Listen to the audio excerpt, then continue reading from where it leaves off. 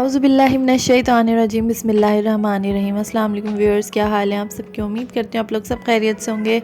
आज मैं आपके लिए बहुत ही मज़ेदार अखरोट के हलवे की रेसिपी लेकर आई हूँ, जो कि सर्दियों में खाना बहुत ही मुफीद है और हर शख्स को ही ड्राई फ्रूट्स का इस्तेमाल करना चाहिए। तो इसकी रेसिपी की तरफ चलते हैं। यहाँ पे मैंने 1 कप जो है वो देसी घी जो होता है असली, आपने इसी में बनाना है। इसी में इसका बहुत अच्छा फ्लेवर और बेनिफिट्स हासिल होंगे। तो ये यहाँ पे मैंने गरम कर लिया था। गरम करने के बाद यहाँ पे ये 1 केजी मेरे पास अखरोट थे, जिनको छीलने के बाद जो हमने इनकी गिरी को निकाल लिया था और कूट लिया था। तकरीबन ये आधा किलो से ज़्यादा थी। तो यहाँ पे हम इसको फ्राई कर लेंगे अच्छे तरीके से। जब ये हम गोल्डन फ्राई कर लेंगे अखरोट को, तो फिर आपने 3 कप इसमें दूध ऐड कर देना है और 3 पाव यानी तकरीबन आपने इसमें दूध ऐड करना है। जब इसमें ये अच्छे तरीके से पक के गलने लगेंगे तो इसको आपने चमचे चलाते रहना है मुस्तकिल, वरना ये ड्राई फ्रूट है तो जाहिर सी बात है नीचे लगने का डर होता है। तो आपने सारा काम ये है हलवे में कि आपने कंटिन्यूसली इसको चलाना है। थोड़ी देर बस आपने हल्की आंच पे इसको रखना है। यहाँ पे मैंने इलायची पाउडर 2 से 3 अदद कूट के ऐड कर दी थी और यहाँ पे देखें दूध बिल्कुल खुश्क हो चुका है तकरीबन, और जो हमारा घी है वो भी सामने नज़र आ रहा है, अखरोट भी और दूध सब घुल मिल चुके हैं।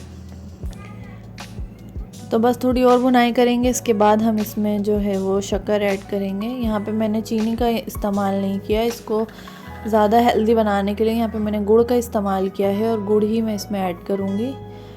1.5 कप मैंने यहाँ पे गुड़ ऐड किया था तकरीबन, उसको मैंने क्रश्ड कर लिया था और बारीक बारीक। तो ऑब्वियसली इसमें जाके शीरे की सूरत इख्तियार कर लेगा। तो ये देखें यहाँ पे गुड़ जब यहाँ पे पिघला तो इसका कलर भी डार्क हो गया और ये थोड़ा रनी कंसिस्टेंसी इसकी हो गई थी। तो मैंने इसमें खोया भी ऐड कर दिया था, 100 ग्राम के करीब मैंने यहाँ पे खोया ऐड कर दिया। इससे बहुत ही अच्छा रिच फ्लेवर आता है इसमें, आप चाहें तो ना ऐड करें।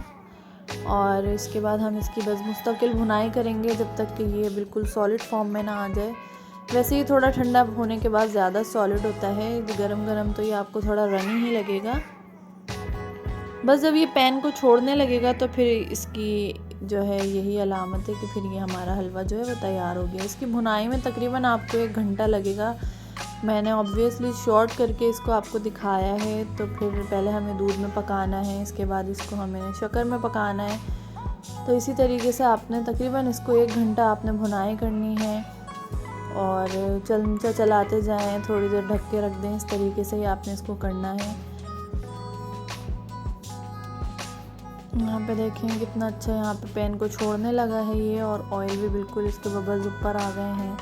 और जब ये बबल्स ऊपर आते हैं इसका यही मतलब है कि हलवा हमारा पककर बिल्कुल रेडी है। तो यहाँ पे हमारा हलवा माशाल्लाह से बहुत ही अच्छा यम्मी बना था, बहुत ही अच्छा बन के तैयार हुआ था। और आप लोग भी ज़रूर से इसको ट्राई कीजिएगा। यहाँ पे देखिए ये देखिए निकालते निकालते ही कितना ज़्यादा सॉलिड हो गया था और उसके बाद तो ये काफ़ी हार्ड हो गया था और बहुत ही अच्छा दानेदार हलवा बनके तैयार हुआ था। तो आपने लाजमी से इसको ट्राई करना है और सर्दियों में इसका इस्तेमाल ज़रूर करें। अखरोट के बहुत ही ज़्यादा बेनिफिट हैं, अल्लाह ताला की बहुत बड़ी नेमत है अखरोट भी, और दिमाग के लिए बहुत ही ज़्यादा ताकतवर है। तो मेरे चैनल को आपने लाजमी से सब्सक्राइब करना है, कमेंट और शेयर भी ज़रूर करना है, लाइक भी करना है। मुझे अपनी दुआ में याद रखिएगा। अल्लाह हाफिज़।